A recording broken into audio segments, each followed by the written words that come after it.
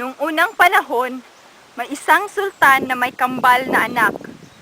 Ipinakita ng sultan sa kanyang kambal ang kanilang buong kaharian.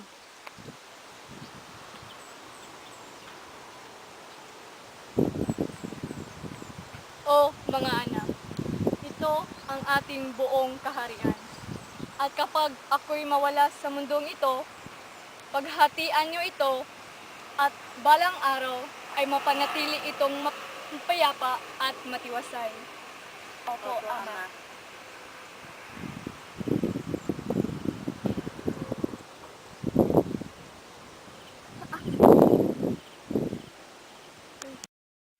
Alam mo, Buhalasa, iniisip ko talaga, saan nga bang parte ko dito? Banda doon? O doon lang? Talagang iniisip mo yan, Buwada? Talaga naman. Dahil sino pa nga bang susunod ako na tagapagmana ni Ama kundi ako lang naman, di ba? Naiintindihan ba yun, ha, Buhalasa? Oo. Tingnan lang natin. Dapat lang. Halina kayo, mga anak! Opo, Ama. Andiyan na po, Ama.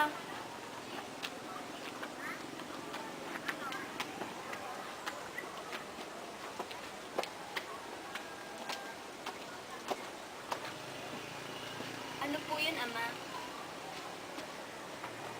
Meron sana akong gustong ibigay sa inyo. At sana, sa pagtanggap ninyo ay matuwa kayo at pagkaingatan ninyo ito. Opo. Buhalasa, ito ang singsing na ibinigay ko sa iyong ina nung kami ikinasal. Salamat, Ama. Talagang ito'y napakaganda. At ito naman, Buwada, ang singsing na ibinigay ko sa iyong ina galing sa Mecca. Salamat, Ama.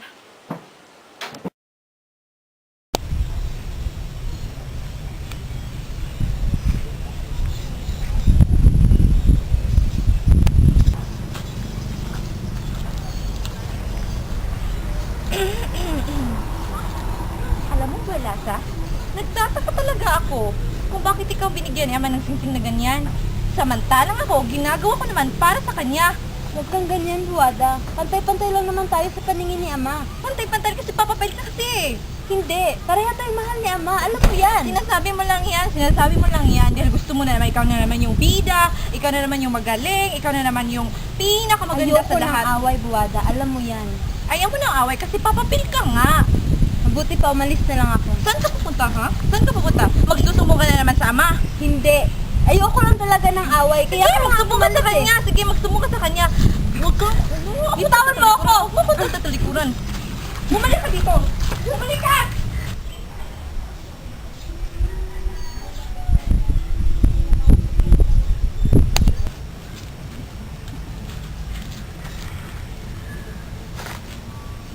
mahal na Sultan, inaway po ni Buhalasa si Buwada. Ipatawag mo sila. Opo, mahal na Sultan.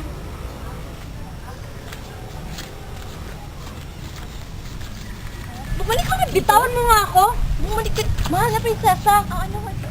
Pinatawag po kayo ng mahal na Sultan. Ah, sige, susunod na kami.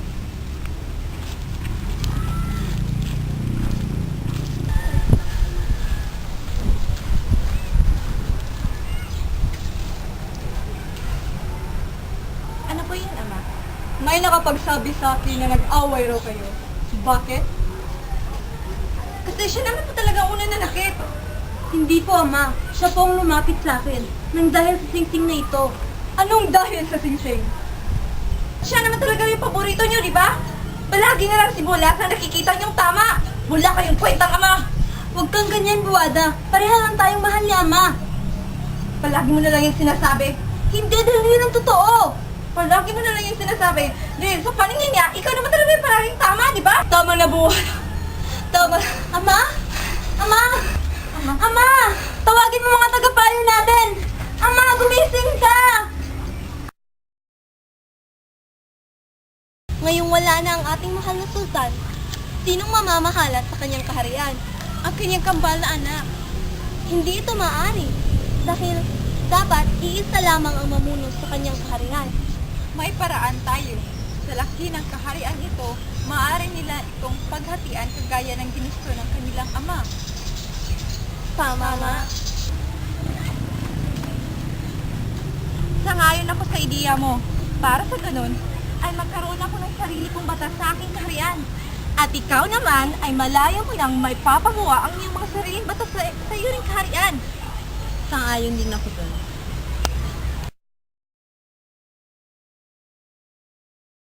Simula sa araw na ito ay ako na ang iyong pinuno. At kung sino mang lumabag sa aking batas ay mananagot. At kung sino ang hindi nagtrabaho ng maayos ay mapaparusahan. Sige, bilisan mo! Bakit ka pa? Sige, magtrabaho lang kayo dyan.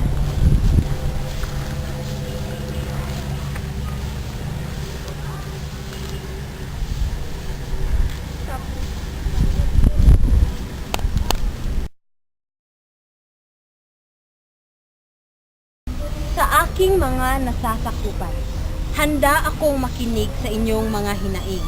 Gusto ko lamang na lahat tayo ay may pantay-pantay na pamumuhay at bukas ang aking kaharian para sa inyong mga pangangailangan.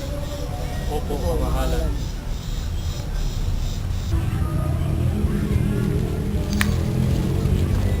Magandang araw, mahal na prinsesa. Magandang araw. Anong may tutulong ko sa iyo? Nais ko po sanang malaman nyo, kami ay nahihirapan na sa pamumuno ni Prinsesa Buada.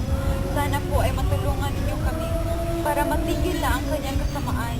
Sige, gagawa natin yan ang paraan. Maraming salamat po, mahal na prinsesa. Nagplanong tapusin na ang lahat ng paghihirap at kasamaan sa mga nasasakupan ni Buada. Binisita ni Bolasa si Buada sa kanyang kaharian. At anong ginagawa ng aking magaling na kapatid sa aking kaharian? Buwada, may babalita ako sa iyo. At kailan ka pa nagdala ng magandang balita, ha, kapatid? Hindi ito isang magandang balita. Ito ay isang masamang balita. Ano ibig sabihin, ha, Bolasa?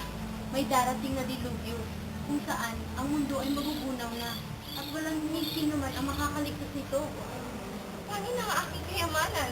Ang aking kaharian? Anong dapat nating gawin? May paraan ako. Gumawa ako ng sariling hawla kung saan ililigtas ko ang aking sarili. Ito ay matibay. Pwede ko bang makita ang hawla na yung kapatid para mapagawa ko sa aking nasasakupan? Sige, sumama ka sa akin. Lakad sila kasama sa kanilang mga nasasakupan para makita ang hawla.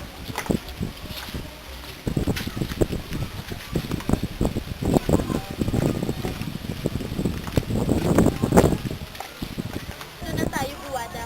Ayun ang hawla. Halika, puntahan natin.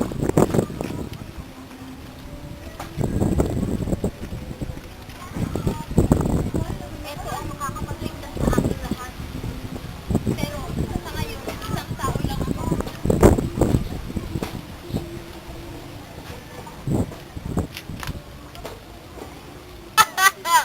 Mamamatay kayong lahat, kapatid. Mamamatay kayong lahat. Ako na nandito sa hawla. Ako na, sa wakas. Inutusan ni Bolasa ang kanyang mga nasasakupan na itali ang hawla gamit ang mga lubid at mga baging.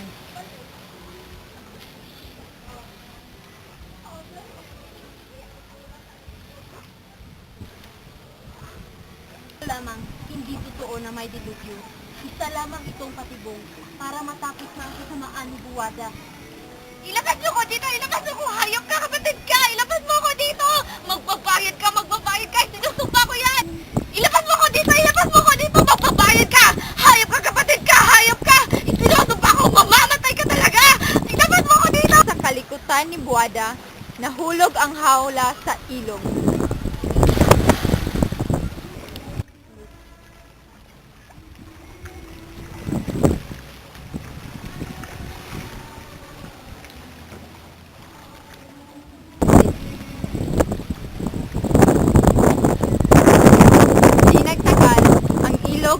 umapaw at nagkaroon ng malalaking alon. At ang ilog ay mas lumapad at lumalim na ngayon nararanasan pa rin ng mga taga-Kapatagan ng Hilagang Cotabato ang taong-taong pagbisita ng malalaking baha. May sabi-sabi nga ng mga matatanda na si Buada ay gumugulong-gulong pa rin sa kanyang hawla sa ilalim ng ilog